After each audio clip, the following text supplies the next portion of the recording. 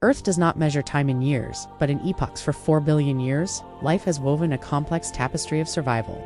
But today, the threads are snapping. Scientists confirm we have entered the Sixth Mass Extinction. Unlike the asteroid that ended the dinosaurs, this cataclysm doesn't come from the sky, it comes from us. Let's talk about the background rate. In a healthy world, one species might vanish every million years.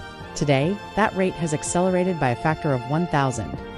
We are living in the Anthropocene, the era of human impact. Habitat fragmentation, rising temperatures, and the relentless expansion of cities have created a death by 1,000 cuts for the natural world. This is not just about losing animals, it's about the collapse of the biological infrastructure that supports human life. As the silence grows louder, we must ask, what happens when the architecture of nature finally gives way? In the middle of the Torres Strait lies a tiny patch of sand called Bramble Cay. It was once home to a unique resident, the Bramble Cay Melomys. This small, mosaic-tailed rodent lived nowhere else on Earth. It was a specialist, adapted to a life on the edge of the ocean. But the ocean changed. Between 1993 and 2010, local sea levels rose twice as fast as the global average. Storm surges began to wash over the island, not just once, but repeatedly. Salt water poisoned the vegetation. The Melomys' home was being erased, wave by wave. By 2014, the island was a graveyard of dead plants and salt-crusted sand. In 2016, the Australian government officially declared it extinct. The Melomys holds a tragic distinction.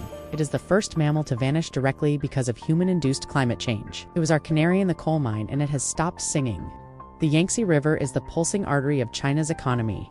But for the badgy dolphin, known as the goddess of the Yangtze, this artery became a highway of noise and death.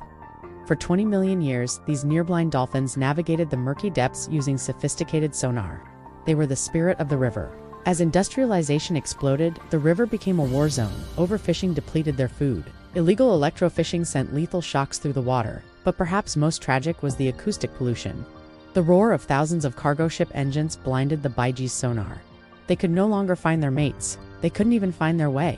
In 2006, an international team of scientists searched the river for 6 weeks. They didn't find a single dolphin. Soon after, the Chinese paddlefish and other ancient giant followed the Badgie into the void. The Yangtze is still flowing, but its soul has been silenced by the gears of progress. Deep in the Kaua'i wilderness of Hawaii, a song was recorded in 1987. It was the call of the last male Kaua'i in the recording.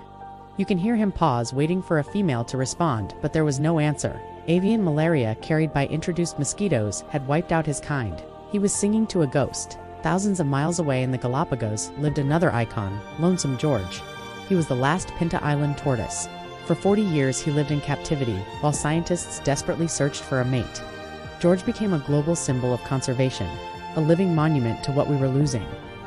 When George passed away in 2012, an entire evolutionary lineage died with him.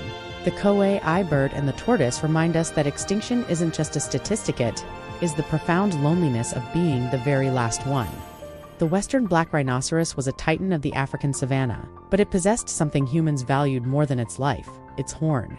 Despite international bans, poaching, fueled by myth and greed, decimated the population. Between 1970 and 1992, 96% of these giants were slaughtered. By 2011, they were gone. But extinction doesn't only strike the giants. In 2025, the slender-billed curlew was declared extinct. This bird was a migratory marvel, traveling from Siberia to the Mediterranean. Its crime: it relied on wetlands that humans decided to drain for farms and resorts. We watched its decline for decades, but we never changed our behavior.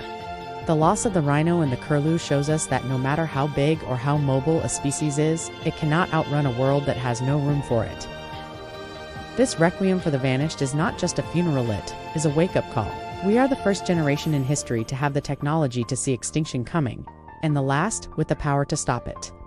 We are moving from observing the tragedy to engineering the recovery. Innovation is our greatest tool. Using eDNA, we can now detect a single fish in a massive river just by sampling the water.